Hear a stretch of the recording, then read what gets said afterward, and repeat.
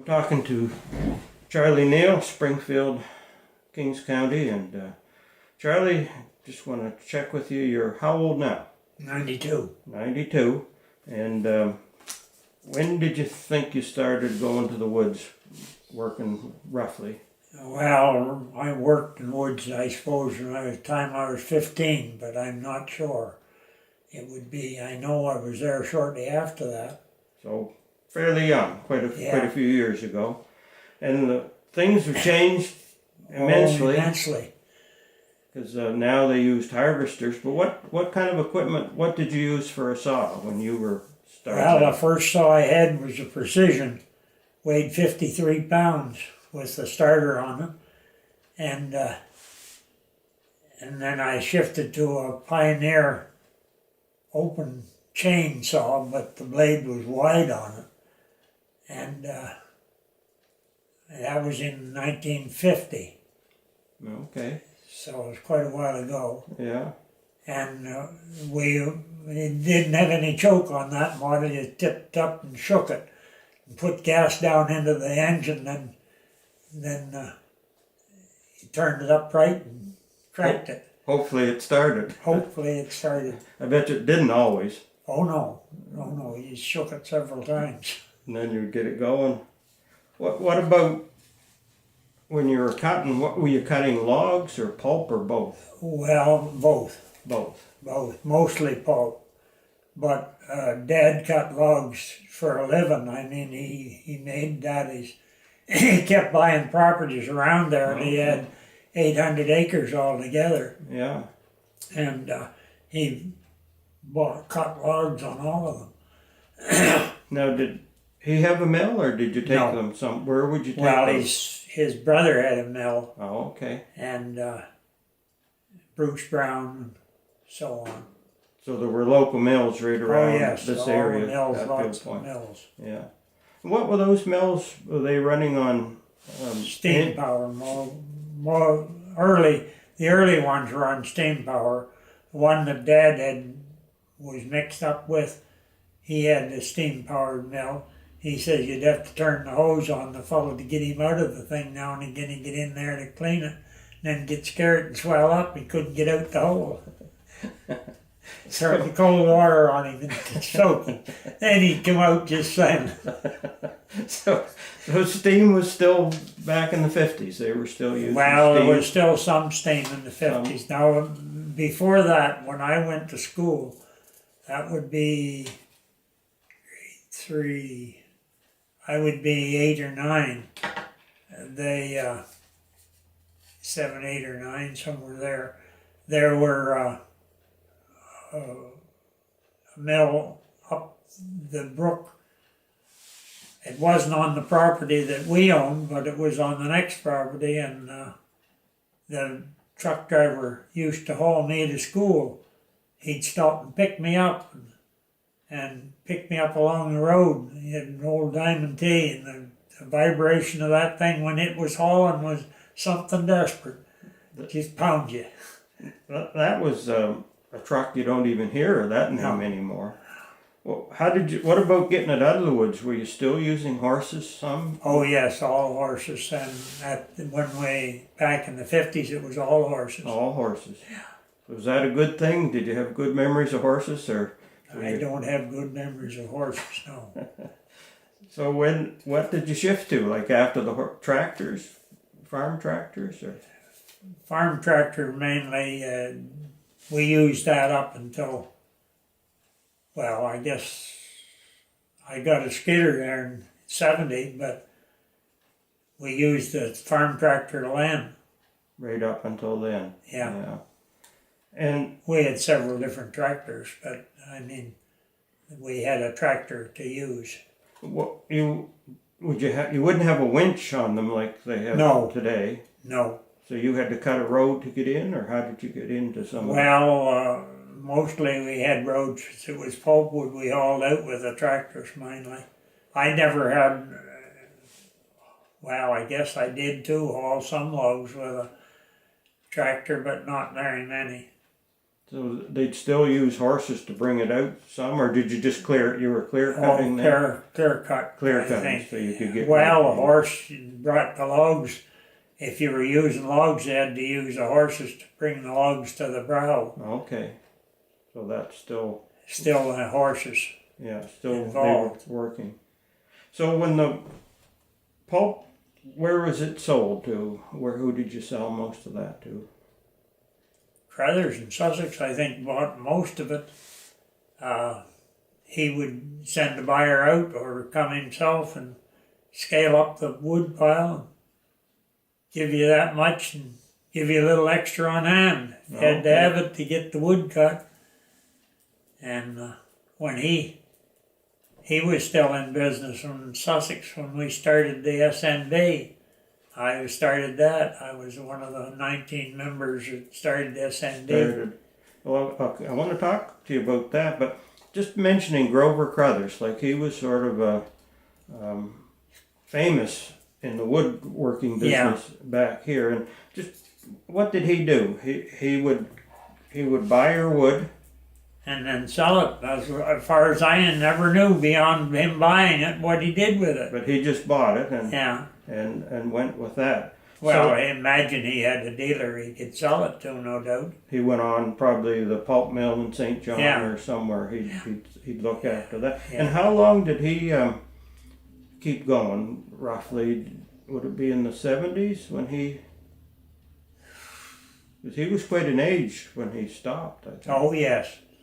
Yes. We started the SNB when he was getting up there in years. Okay. So he had... Yeah, I don't know how long, how old the man was when he quit buying wood. He was quite an age, I know that. So you were right in on the beginning of the wood co-op here in this area. And you say there were how many members originally? Well, 19 of us at that time started it. Yeah. And then they kept dying off and so on until we were down to old Pastor Hart, old Father Hart, they called him. He was the main recorder. You could set him in a meeting and have a meeting and he'd never take notes and he'd quote that meeting to you the next time, almost word for word. Well, we should talk about him for a minute, because Reverend Hart, he was instrumental in helping woodworkers get a decent pay. Oh, yes. Yeah. And he was from around this area. Yeah, he was Bloomfield down there. Yeah. And he was quite a bit of help, was he, to get things going? Yeah. Yeah, and Lawrence McCrae, and there's the ones that I traveled with Lawrence a lot. Yeah. He traveled with me or whatever. So the wood co-op, that's still in existence. Yeah. But not nearly as it was, because Irving's have crowded it to the point of suing them even. Yeah, so it's been rough the last few years with the wood co-op. They still operate their line maintenance and stuff like that. Yeah. Says I have much coming on the Allen Flat supposed to be done there now. I don't know whether they are or not. I may have missed a call from them when I was away, but they were to do the line on the Monin place, which covers the Allen Flat Road, crosses the road and goes up here and then comes out and crosses the road again. So they're to use that to put the line and then paint it after that. So they'll have the lines marked? Yeah, I do that every 8 or 10 years. Okay, then they'll do that, the wood co-op, for you. Well, the wood co-op will do it for me if I ask them to. They don't volunteer. No, you've got to ask. Another thing that happened years ago, and you never hear, but a lot of people wouldn't even know what I was talking about, but peel pulp. Do you remember doing anything about peel pulp? Yes, I remember peel pulp, all right. That was 4-foot wood, but it was skinned. And they fell the tree, and then they had a spud to take the bark off with. What was a spud? Spud was just a steel thing with a curved end that they could ground the tree with and peel it. Peel the bark. Yeah. Now, could you do that at any time of year? No. Or when did you have to peel pulp? What It time? had to be done in the summertime when the sap was in the wood. Okay, Because once it froze and you couldn't budge it, it was done. it was done. Then once the weather turned a little cool while you were done, I'd say 1st November probably you'd quit peeling pulp. Yeah. And when could you start again? How? Oh, maybe in May. May, if it was I- warm. Yeah, Yeah. it was warm. Now that sounds like pretty hard and hot, sticky work. Oh, sticky, gooey. Everything, no matter what you touched, was gooey. It was sap. Yeah. And And dirty, stick to you, balsam. I bet.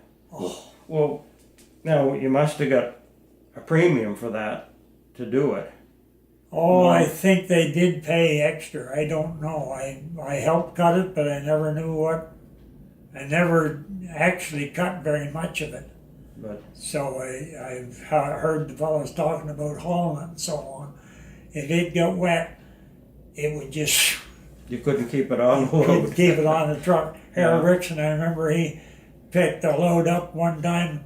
He said, "I'll fix that. I can just get to the brook." He got to the brook, he threw pails of water on the load and let it freeze. Then he drove out just as slick as could be. Oh, okay. So that he was thinking, he knew Yeah. what to do with it. But when he got it, nowadays that would weigh extra. I suppose they wouldn't let you do that. No. So when you peeled it, it was right in the woods. Oh, yes. Yeah. And I've heard And I had peeled very little. I was very fortunate. I didn't have to peel. enough to know that it wasn't something you'd want to do a Oh, I lot. wouldn't want to do it, no. And then, Charlie, I can remember one time you were, well, right in your shop there, you were a dealer on power saws. Yeah. And when did you start that? And roughly? 56, I started it in a small way, and it kept going until 93, I think, 80, 93. Yes, it was running, I passed out, it was running until, because my brother passed away in 84, and it was still running then. Now it'd be 90-something, I guess. In the 90s, yeah. Yeah, 94 I closed the shop, I think it was. So Completely. you would work on saws, plus you had woods that got cut too, so you're doing two things. Oh yeah, well that was just two of the many. Two of the many. There's Two of the many. Yeah. So you had a dealership here, I think, for Yeah, I had a dealership for Pioneer, John's Red, McCullough. There was more than that. So I can remember coming over here I bought a saw or two from you and getting repair work done. You'd have at least one fellow working for you. Well, I had at the last 4 or 5 years, I had a fellow here all the time that wanted to come. Yeah. Before that, it was part-time, just in the busy time of the year. You'd work But on see, I snowplowed every winter, so I'd be away lots of times from 2 o'clock in the morning till 11 at night, so I didn't have much time to work in the shop. So you were pretty busy for a number of years between snow plowing, keeping the woods work going, and the saw business. I don't remember doing too much woods work when I was snow plowing, but then again, you wouldn't. It was deep snow, but you'd ease off then anyway. The skidders must have made quite a difference when they come out with the winch. And Oh, it's remarkable. The power that winch has on the one that I've got. Winch is only 10,000 pounds is all it is, the very least of any of them. And it will stand the machine up if it's working properly. Hooked onto something and it fetches up, and the machine will stand up, the brake's working good, and everything's working the way it should. The nose will come right up. So it's got all kinds of power to pull out. Yeah, well, it's got enough, but most of them have 4 times what that one's got. The bigger ones. Yeah. So they were good because they had the winch on them and you could pull the tree in, but you could get right in. Well, you go in over bushes, size of the ones 6 inches up to 6 inches, you could almost drive over them. Drive over them. Yeah. So they were a big improvement over the tractor, Oh, big. farm tractors. Yeah, there was nothing to get caught underneath. And stuff like that, where tractor had the cable, the brakes and the clutch and stuff all sticking down there, and stick would jam in that and fetch you up, and there you'd be. So a big difference, they were all armored underneath and big tires. If you got chains on them, you could get pretty near anywhere with them. Yeah, yeah. I had a set of those, I don't know what you call them, but they're plates with a cork on each end, set at a little angle on the tire. I've seen those, yes. And rough, my soul, they'd shake the daylights right out of you. Yeah. Because the skidder, the cab is fastened to the rear end. The front end jazz there don't matter. Okay. Yeah. But the hind end, when it jazzes the operator too. So I ran without chains in the back a great deal of the time. Okay.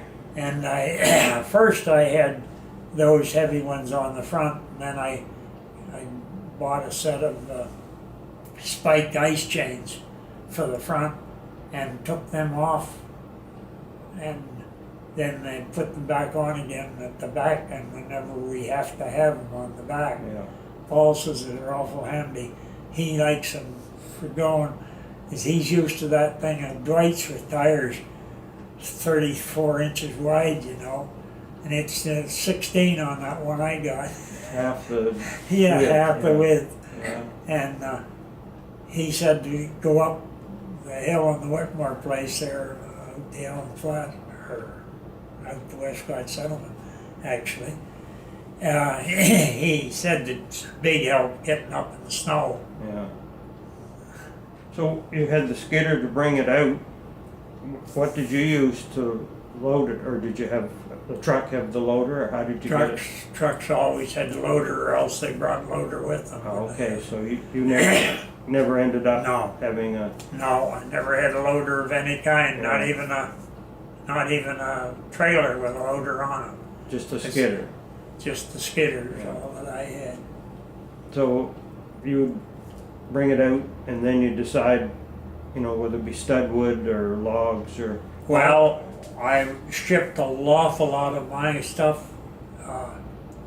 tree length. Tree Yeah. length. Okay. Yeah. An awful lot of it went tree length. The last that I cut up on the west settlement there, and then brought it down, put it in a pile, and he just set the tractor trailer on one side and the loader on the other. He had the loader behind the truck and the tractor trailer, and he'd put the loader on there and saw it, put it on the tractor trailer. Okay, so He'd slick rig. everything was pretty well mechanized. Yeah, it was all mechanized then. I had brought it out with it and put it up 8-10 feet high with the skidder, and he just drove into that, put the loader next to it, or the loader was on the saw, and he worked from the wood to the saw to the truck. Yeah, and then it was pretty well all whatever you needed. Yeah, well, he'd cut whatever he could out of it, Yeah. and So, he didn't get very many logs. oh, it didn't. No, Mostly mostly studs and pulp. pulp, stud wood and pulp, and that would go to the Irving mill in Sussex. Probably. Sussex, I think, took all that's where I thought I was done with it when he loaded it, Yeah, but I think that's where it went.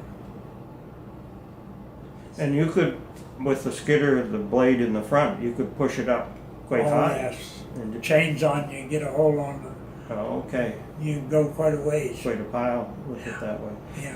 So the majority of the wood that you cut, going back to say the 50s and the last bit you would cut, mostly spruce, was it? Or Well, I cut the fir, the last of it I cut the fir and left the spruce because okay. as the spruce would last and the fir wouldn't. Yeah, you could go in and pick out Yeah. what you wanted to. Yeah. With a skidder you could get around and you could leave a spruce standing, you know. And just kind of thin it out. Yeah, Yeah. Did you ever work in a lumber camp? no. Never did anything like that. And maybe you haven't completely, but when did you sort of stop? The woods, your sons are still cutting for you, so. Yeah, well they're not cutting my firewood. Just the firewood. Yeah, that's all. He has time to cut. He wanted to cut some softwood off the price that I told him he could have in the end. But so far he's just cutting firewood off it. He hasn't got around to cutting anything else. So productivity is, when you were cutting, say with those big saws, those heavy old fellas, how many cords could you reasonably, what would you get in a day? You know, a good day's work. I was a poor cutter and I only cut three to 3.5 cord a day.